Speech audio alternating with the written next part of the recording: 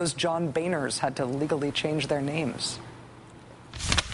Last Saturday evening, people in the nation of Georgia sat down to watch the same news broadcast at the same time and on the same state-run news channel as they do every evening. The news that night was a stomach-dropper, to say the least. The anchor reported that Russia had invaded Georgia. Russian tanks had already crossed the border. Fighter jets were flying above. Georgian President Mikhail Saakashvili was dead, and President Obama had already condemned the invasion. What happened next can best be described as panic, the panic of the people who less than 2 years prior had lived through a Russian invasion that brought them to the brink of a full-scale war. Cell phone networks crashed under the added weight of people calling one another in terror. Families packed their worldly possessions. They prepared to flee the country. Grocery store shelves were emptied. Potential refugees formed long lines at gas stations. Little did these very scared people know that the whole thing was a hoax. Not a prank, but a hoax staged for seemingly political reasons. See if you can connect the conspiracy dots here. The Georgian president, Saakashvili, is avowedly anti-Russia, anti-Kremlin. His political opponent right now is not, which is why that guy met with Russian leader for life, Vladimir Putin, a few days ago. Saakashvili is pals with the head of the state-run television network, which aired the scary fake news report. And the fake news report fakely reported that the opposition leader, the pro-Russia guy, cooperated with Russia in this fake attack. Opposition leaders were not the only ones calling foul. Average Georgians were furious. They protested in front of the TV station because they thought the brief one-time-only warning at the top of the broadcast was not nearly enough of a disclaimer that the news report was a huge political scam. A Cold War of the worlds with way, way, way worse acting. Reporter Dave Weigel from the Washington Independent posted a bunch of photos from the unexpectedly small anti-health reform Kill the Bill rally yesterday. Here's one that struck me. It's this lady. Can you see the sign? It says, "Great American Angler. I fish for food and fun. President Obama, get out of my boat and get out of my kitchen." She apparently believes that President Obama is in her boat, trying to take away her fish. I do not understand this person's sign. For clarification, I asked our contemporary angling correspondent, Kent Jones, to look into it. Kent, please help. I'll try, Rachel. You know, as conservatives keep proving over and over again, there's no conspiracy theory involving President Obama that's too far over the top. And this one is this big. Barack Obama wants to stop you from fishing. This fish story started with an ESPN Outdoors column that said that the federal government had a strategy in the works that could prohibit U.S. citizens from fishing the nation's oceans, coastal waters, Great Lakes, and even inland waters. Swarm conservative media piranhas. Fresh blood!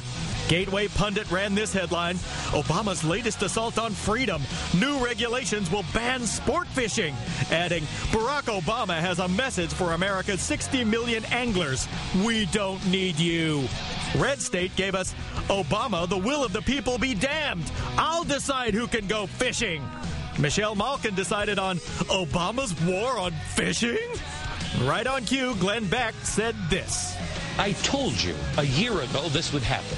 I'm not some prophet by any stretch of the imaginations. People are losing their rights. Who's more important, the fish or you? Alert! Alert! Glenn Beck, not a prophet. And Rush Limbaugh, imitating Obama, said, "You can't touch me. I can stop you from going fishing wherever you want. I can do whatever I want to do." There she blows!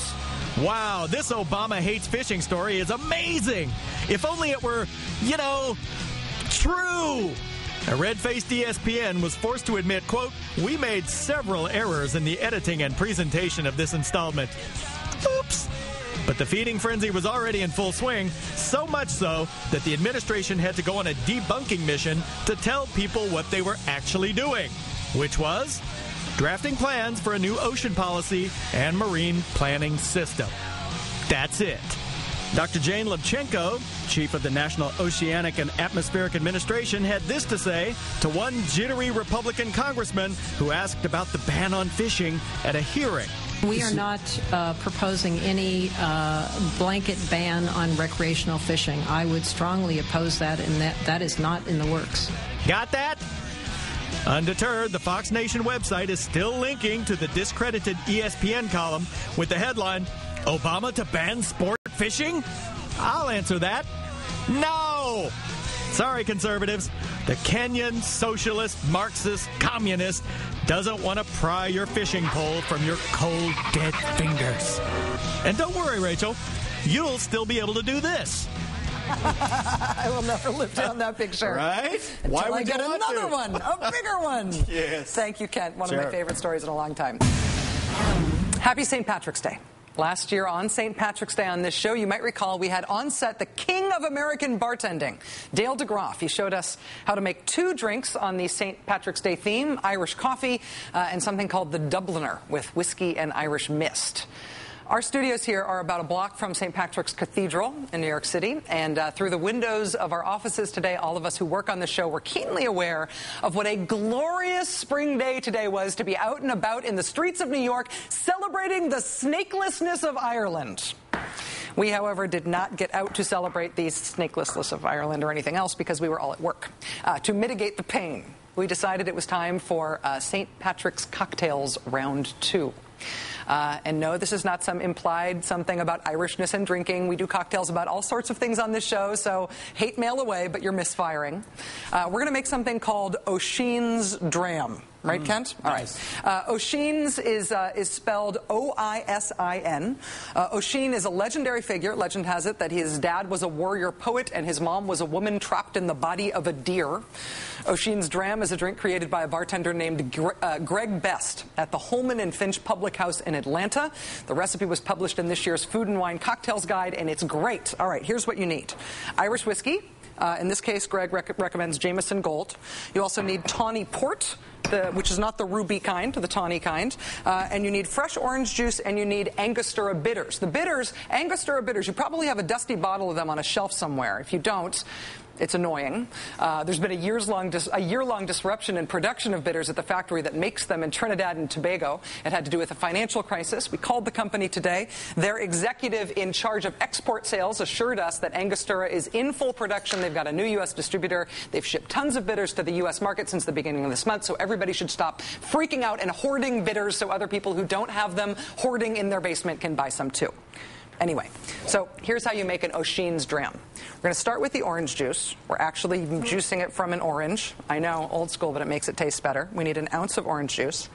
And then, on top of the ounce of orange juice, Kent, you don't mind if I'm slow, right? No. That's my thing about being a hobbyist bartender. I'm pretty good at this, but I'm slow. I've tasted your work before. All right. Worth it. Ounce of orange juice, ounce of port, tawny port. Go, Maddow, go. Go, Maddow, go. This is really expensive port. And then we couldn't find the cheap stuff. I always have the cheap stuff at home. And an ounce and a half of whiskey. We're going to top it off with 4 dashes of bitters. You shake it up with ice, pour it into a rocks glass, and garnish it with a dash of cinnamon. It's delicious. We're going to enjoy it per FCC regulations during the commercial break. And we will post the recipe for it on our website, which is rachel.msnbc.com. Happy St. Patrick's Day. Countdown starts right now.